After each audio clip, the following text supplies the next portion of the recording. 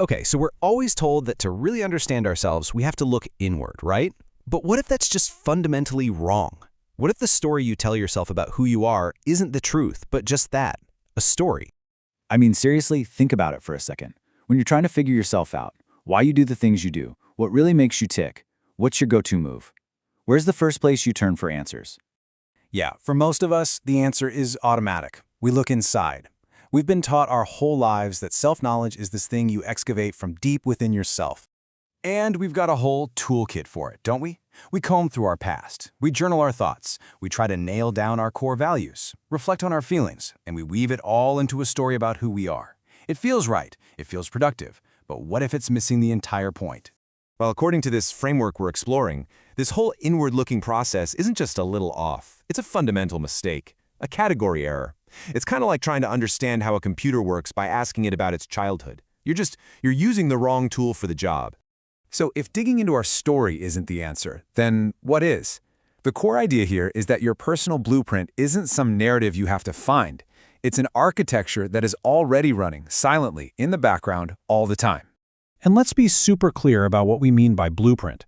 This isn't your personality or your identity. It's the underlying structural setup that dictates how you operate, especially when the pressure's on.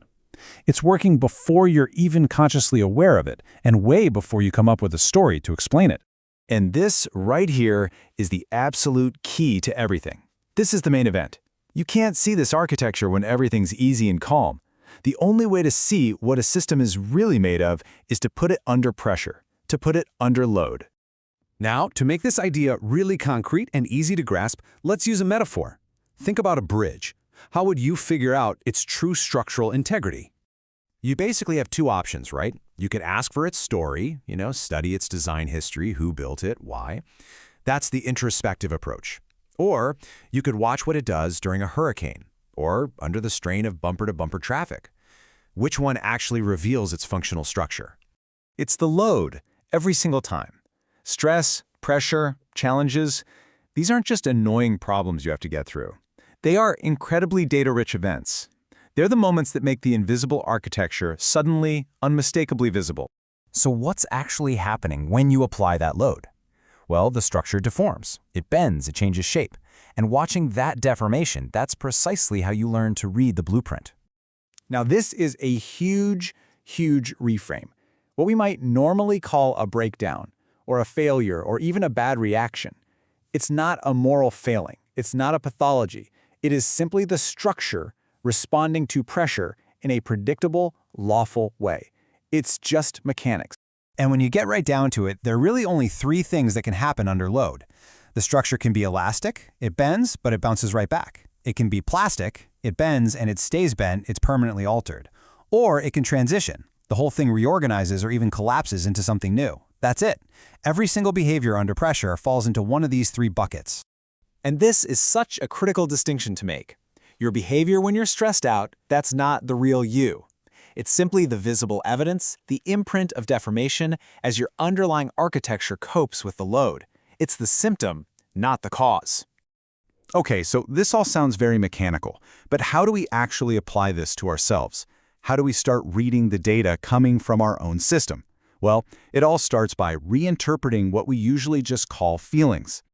I mean, does any of this sound familiar? That feeling when you get more and more stressed, and suddenly it feels like time is running out. Your options are shrinking. Your thinking gets super narrow, and everything feels urgent. We've all been there, right? Here's the shift. We have to stop seeing these experiences as just emotions, like anxiety or panic. Instead, we need to see them as architectural signals. They're objective data points, like the warning lights on your car's dashboard, telling you that your system is getting close to a structural limit. And what about those patterns that repeat over and over, the habits you just can't seem to kick? That's not a failure of willpower, that is your architecture doing its job. It's found a stable, energy-efficient way to handle a recurring type of pressure. Repetition is a signal that the system is trying to conserve itself. So, what's the big payoff here? What's the point of adopting this new perspective? What actually happens when we stop trying to analyze our story and we start instead to observe our structure? The main thing to get is that this method isn't about looking deeper inside of yourself. It's about becoming a keen observer of the external effects. Where do you get rigid? What behaviors pop up again and again under pressure? You become a scientist of your own patterns. And here is the first amazing benefit. The moment you start seeing your reactions as a mechanical response to load, the self-blame it evaporates. You stop personalizing it. That harsh moral judgment you put on yourself and maybe on others, it starts to soften. Not because you're trying to be more compassionate, but because you're being more accurate. You literally shift from being a judge of your own character to being a reader of your own system. You're moving out of a moral framework and into an observational, almost engineering-like one. You just read the data as it comes in. And that, right there, is the ultimate takeaway.